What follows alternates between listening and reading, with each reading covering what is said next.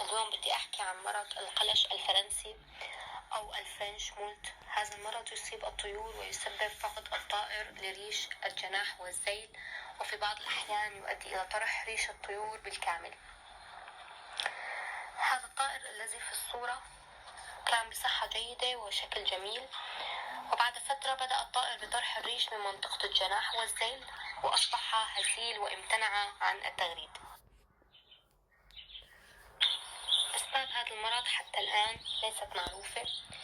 في دراسات قالت إنه سبب المرض فيروسي، في دراسات أخرى قالت إنه سبب المرض وراثي، والبعض قال إنه هذا المرض مثل السرطان بيظهر بشكل مفاجئ على الطائر. بالنسبة للعلاج أصدقائي، فأنا استخدمت علاج دوائي بشري اسمه هير أند نيل، نصف كبسولة في مشربية الماء لفترة، ولكن الطائر لم يستجيب للعلاج. بعد فترة قمت بوضع قطرة من دواء الإيفوماك على رقبة الطائر، وكررت هذه العملية بعد 15 يوم ولم ينبت الريش أيضا. بعد فترة قمت ببخ منابت ريش الطائر بخلق التفاح الطبيعي والماء، ولم يستجيب الطائر أيضا للعلاج.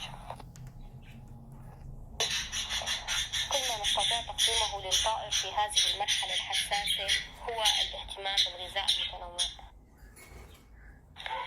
مثل البذور المشكلة والخيار والجزر والبيض المسلوق مع البقسماط. أصدقائي، لا يوجد علاج نهائي لهذا المرض، وأيضا هذا المرض ليس معدي، فالأنثى التي كانت معه لم تصاب بهذا المرض حتى الآن. إذا أعجبكم الفيديو لا تنسوا الاشتراك في الصفحة، وإذا كان لديكم بعض الاستفسارات والأسئلة يمكنكم تركها في خانة التعليقات.